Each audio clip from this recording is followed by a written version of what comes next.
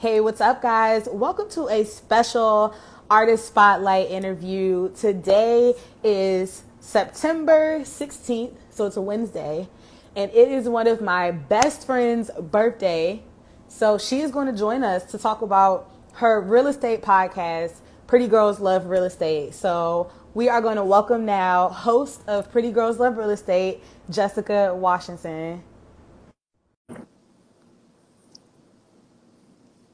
She's coming up now. Hey, Hello, happy hello. birthday. Thank you, girl. You looking all glam. Look at Girl, it's you. this filter, okay? Have you been getting into the Instagram filters? Girl, no. I There's a barely know whole, how to add some music on my post. okay, that's advanced. That's an advanced skill. So Jessica, go ahead and introduce yourself. Tell us a little bit about your podcast, and then we'll dig deeper. Okay. Well, first of all, thank you for doing this with me. I appreciate you. My podcast is called Pretty Girls Love Real Estate, and I talk to a bunch of different ladies that are killing the game in all areas of real estate. It's aimed for women of color, and I just want to share their story and, how they got to this point and all their kind of trials and tribulations throughout their real estate career. And so I had some awesome guests so far, and then we're gonna keep working, going. So it comes out every week. But today is my birthday, as she said. So I wanted to turn the kind of camera around and let y'all know a little bit more Okay. about me. Get in the spotlight. I just dropped her information down in the comments, guys. So make sure you follow her and show some love. So talk to me about launching this podcast, because I remember us towards the beginning of quarantine and everyone kind of figuring out how to best navigate and create their own opportunities. You mentioned the podcast. And with a little slight encouragement, you took it and you're running. So talk to me about that startup, because I'm sure there's a lot of people in here who might be interested in starting their own podcast or publication, but they're like too scared to do it. So how did you move forward? Well, I got the idea to start it just because I listen to a lot of podcasts and stuff in general, definitely about real estate. And most of the ones that I listened to was like older white guys, or maybe they had their wives on it or something. And I felt like women of color was just underrepresented. And so personally, I knew a lot of ladies that were doing a lot of dope stuff in real estate. So I was like, why not just be the change I want to see and start it and do it? And like you said, it took some encouraging to get over perfectionism and, oh, it's got to be this, oh, it's got to be that. And just was like, Big screw Virgo it. energy. I know, right? So that's why I started it. So, and we've been going strong now. This is episode 16. So it's been going for like 3 or 4 months now. I love it. Consistency. And you've had a nice range of women from all over the country. So talk to me about how you network and how you find your guests. Well, originally, and still now, majority of ladies is ones that I knew personally through just, life experiences and then my own journey through real estate. A lot of the ladies are from the New York, New Jersey area, some from DC, some from Florida. I have a couple guests that are from Cali area from when I used to live out there.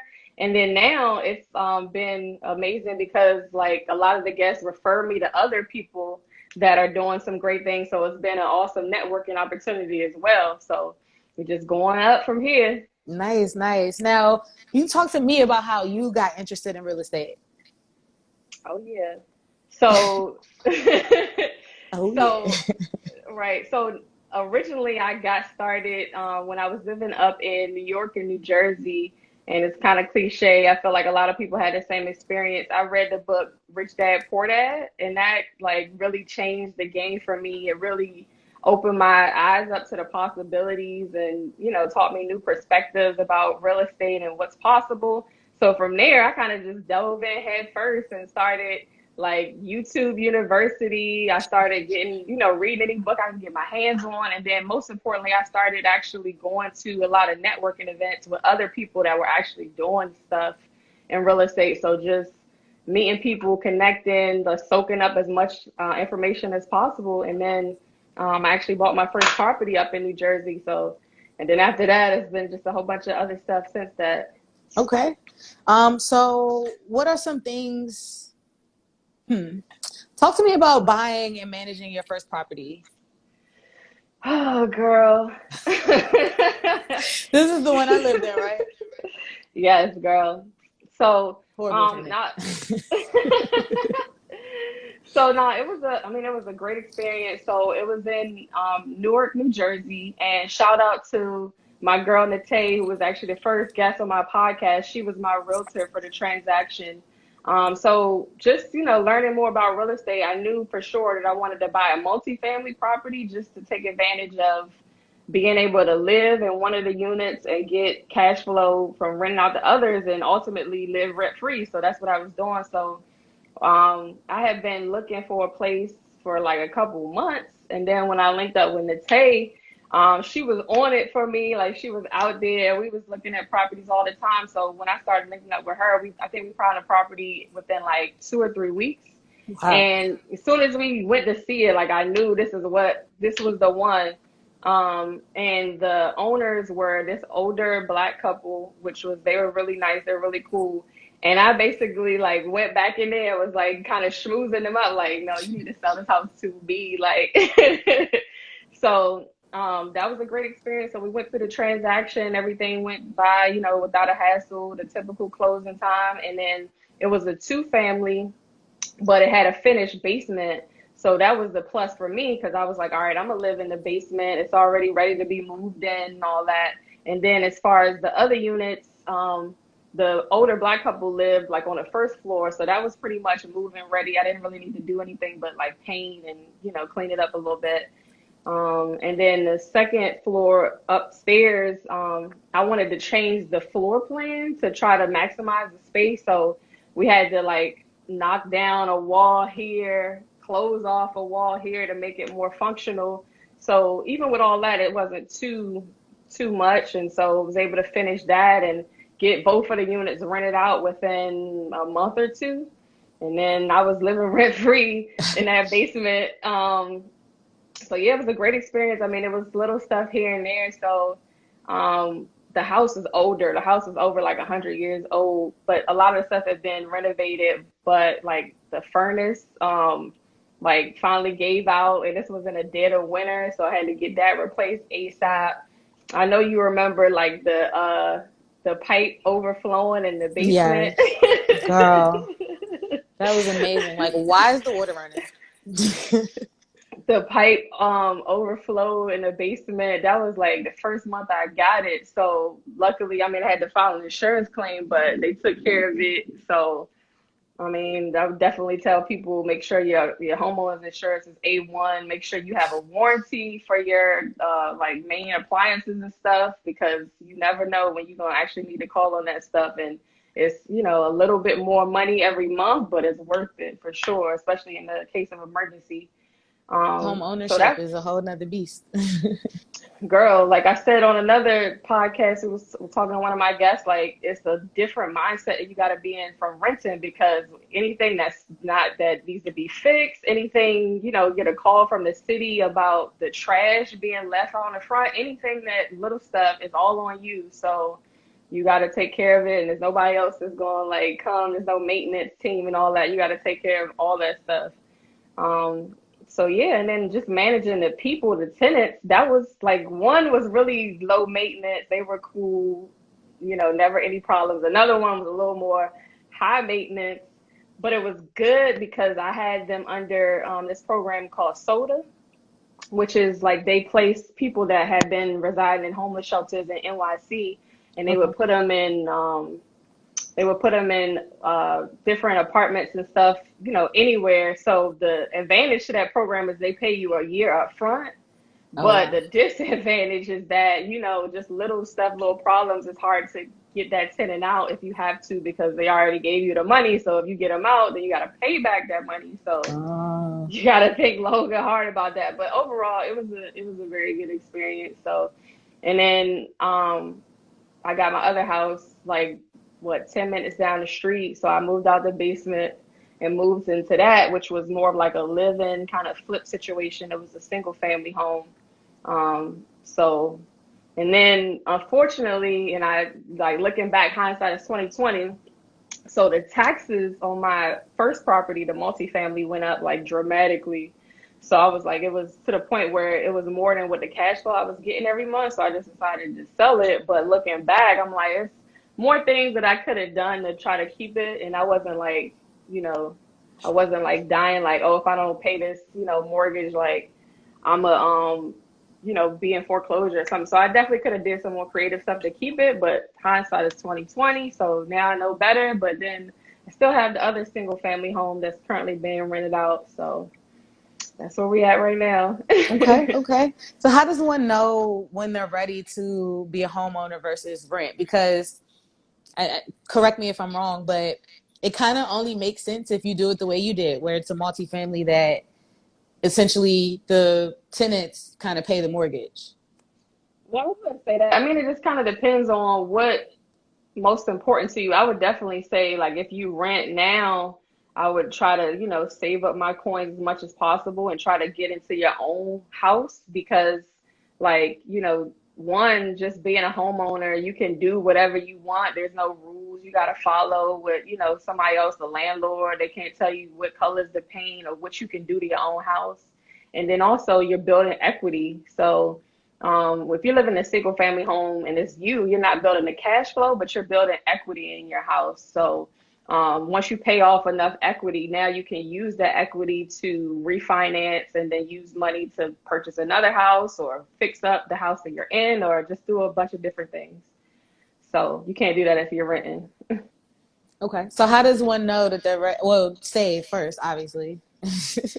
Well, yeah, you definitely gotta, get a little bit of money together for sure. But I would say you ready to move once you get tired of like having a landlord. Right. Oh, Just you that. once Just you like get that. tired of having a landlord, and then also once you kind of know, about investing, what type of, I guess, neighborhood that you want to live in. Even if you want to have more space, like I would say anybody, like just try to aspire to having your own property as soon as possible if you can, for sure. And you don't even have to live in it. It could be a rental property, a vacation home, whatever. Just aspire to own your own, especially in these times. Yeah. Talk to me about your experience in commercial real estate. Yes, yes. I love me some commercial real estate. So, in my journey of real estate when I was in New Jersey, like I knew I wanted to get my real estate.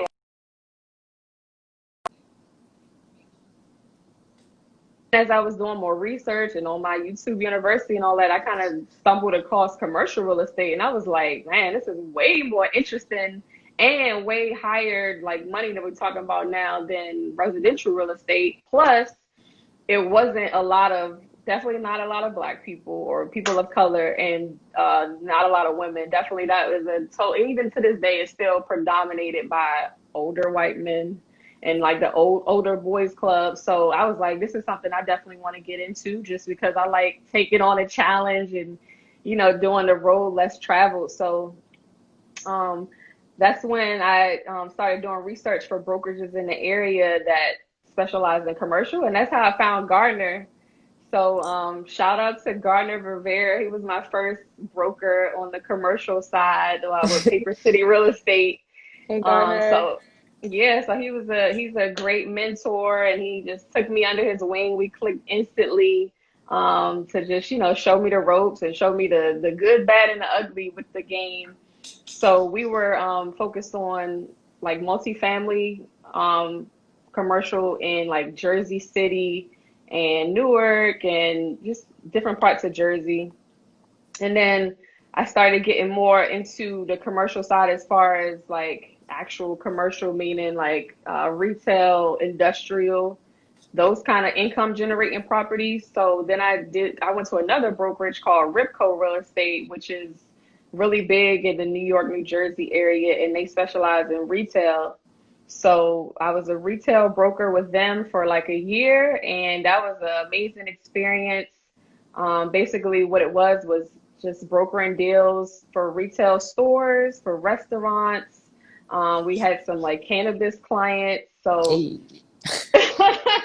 So like even like small like mom and pop. So I had a couple of clients that were starting like their small restaurant or something for the first time, and this was all obviously pre-COVID. And then we had some national tenants that were coming to like the big box shopping centers, and it was also great because got to travel to a bunch of different national conferences and meeting a lot of great people that had been doing, retail forever. And I love that type of side of it because it was really tight knit and, Mm. everybody was always willing to help. I met a lot of great mentors just being in that experience. So yeah, I love commercial real estate and I still want to pursue it. I want to purchase a multifamily apartment building for myself. So we still, still making strides in that area. Definitely. Speaking of making strides, you recently relocated to Tampa. So what real estate action are you in there? Well, I originally set forth to move to Tampa because I had gotten into doing some short-term rental, like Airbnb properties. So I had one up in New Jersey in Newark, which was doing really well. So well, I was like, all right, I gotta find an area that can do better in terms of one, cash flow, and then the laws are friendlier. So in New Jersey, it's gotten really contentious with that, and they're starting to really like tax people and hawk on that. So Tampa is an area. Obviously, it's a lot of tourism down there in Florida. People go to the beach. You got the snowbirds that come down in the winter, and then just a lot of things going on. Like the Super Bowl is supposed to be there this year. So and the laws are friendlier. Like you can do Airbnb freely or whatever. So, Okay. um, so yeah, so I went down there and I had a couple properties that I started, and then so I went like got a couple of properties and then wanted to dive head first and just grow my portfolio. But literally like 2 weeks after I got there, COVID hit. So Damn. so that kind of like put me on halt and like I was like, all right, let me just maintain in this area, but then I need to pivot. So just start learning more about the market in general. And I figured that the biggest thing that was there, that was an opportunity that I had not been exposed to up north was mobile homes. Okay. So down in Florida, obviously a lot of people that go down there retire, but just in general, people living in mobile homes just because it's a lower, I guess, asset class and it's more affordable housing than even apartments. So that's just a whole like mobile homes is a whole wave and I'm learning every day. So now I'm doing a couple fix and flips of mobile homes. So that's a couple I have working on, should be done by the end of this month. Okay. So that's amazing. And just learning more about the financing and the lending side in mobile homes. So that's definitely my wave that I'm focusing on mostly right now. I love that. So based on the market, it sounds like that's how you move. That's how you know what to get. That's Yeah. good. So talk to me about what's next for Pretty Girls Love Real Estate. Oh yeah, girl. So one, these shirts. So the shirts I'm getting ready to sell, merch is getting to be available. So this is the tank top, and then I have some actual like t-shirts that'll be available right now. The main thing is focusing on getting the website together. So just having your website where I want to have like a library of all the past episodes and just a kind of directory of all the ladies that I have on the show, past and future, of updating you on the projects that they may be doing, because I know a lot of them are coming out with their own either podcast or a book or just any type of initiative that they're working on to just be able to continue to add value to them beyond just being on the episode.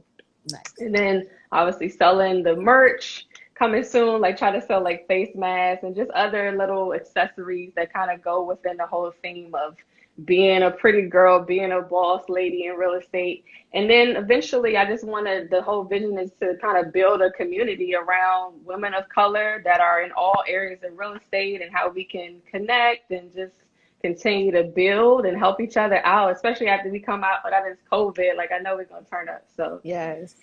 I that's love it, that's where guys. it's gonna go for sure. Well, happy birthday again, Jessica. Thank you for checking in and spending some time with us. Everybody, make sure you go run up the streams. Pretty Girls Love Real Estate, available on all streaming platforms: Anchor, Spotify, Apple Music, Google Play. Look, go find it. Type it in. Make sure you follow her on Instagram. Buy this merch. Be a part of this community. And let's get these assets up, all right? Yes, Until, but wait a minute, wait a minute. Like I know your people know who you are, but if anybody that doesn't know and joined us from my side is not aware, can you tell them like obviously you my home girl, that's why I got you interviewing, but it's more than that. Like you are a boss in the media game. So tell people just a little bit about you and what you're doing. So at this point, I'm a media consultant because I wear many hats, which totally works for my personality type. But I'm a contributing writer to a few national platforms. I also handle media relations, brand consulting, and just a variety of things in digital marketing and business strategy. Okay. And That was you succinct. Yeah, that was a nice little elevator pitch. Like I feel like she was real modest with that, but check her out and you can see the whole catalog. She's been doing this for now what like 15 years. So Yes, I'm an OG in the game. TheBobbyPin.com is where you can find my portfolio and interviews like this one. Okay, so TheBobbyPen.com. well, thank you, girl. Appreciate it. I just want to say like giving the glory to God for letting me see another year to be Yes, happy and healthy and, like progressing, building wealth and being able to connect with so many, just inspiring people. And I appreciate all the ladies that have been on my show and the ones that will be on in the future. Y'all don't know how much it means to me that you took the time just to, just share your story and hopefully inspire and encourage other people out here. So I just really appreciate it. I'm so humbled by all the reception I've got from the podcast. So it just encouraged me to continue to be consistent, like you said, and just keep building. yes, I love it, guys. Again, it's Jessica's birthday, so go show her some love on her page, follow her, spam her comments. Pretty Girls Love Real Estate. Until next time, guys, it's Bobby Pin's Artist Spotlight. All right, girl. Thank you. Bye.